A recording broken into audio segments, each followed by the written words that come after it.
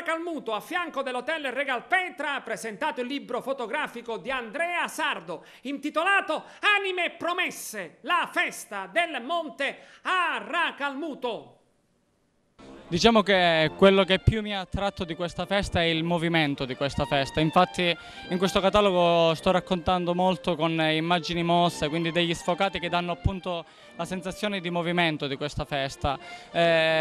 Racalmuto ha veramente una festa straordinaria e infatti invito tutti i fotografi a venirla a scoprire perché è realmente molto interessante. Spero che il mio volume faccia sì che tutti coloro che amano la fotografia vengano a Racalmuto a raccontarla con le proprie immagini.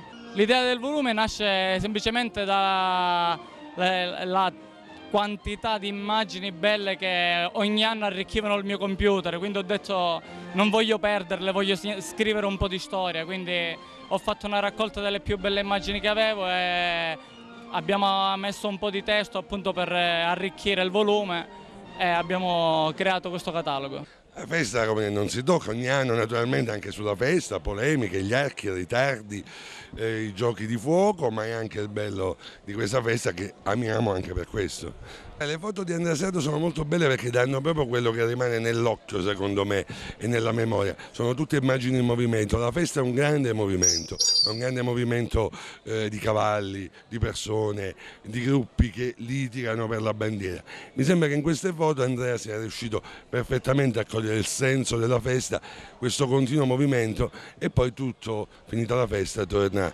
alla tranquillità, alla normalità, forse a volte anche alla monotonia dei giorni comuni, dei giorni non di festa. È stato un privilegio che Andrea mi ha accordato di scrivere qualcosa, una mia testimonianza all'interno di questo suo recente lavoro. Io ritengo che Andrea in questo libro abbia più che mostrato un interesse di tipo etnografico, di tipo sociologico, antropologico, un interesse verso quella che è la ricerca della sua identità, un'identità che in un certo senso accomuna tutti coloro che viviamo in questo territorio e che ci fa sentire comunque partecipi di qualcosa che è bello condividere. Sicuramente è un volume che ci riporta al primo libro di Sciascia, Feste religiose in Sicilia. Questa edizione della Festa del Monte è caratterizzata dalla fotografia. Al teatro abbiamo avuto la visione di album della Festa del Monte di Pietro Tolumello, di Alessandro Giudici, e questa sera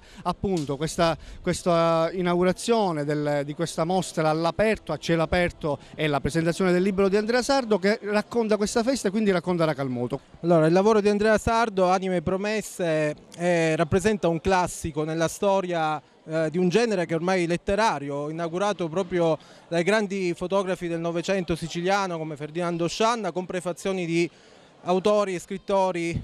Siamo nella terra di Leonardo Sciascia appunto, e si tratta di un classico che perdura tutt'oggi. Nell'epoca della tecnologia, dell'ipertecnologia, la fotografia assume ancora un valore di forma, di linguaggio artistico e io come docente dell'Accademia di Belle Arti seguo e attenziono anche in ambito locale artisti come Andrea Sardo.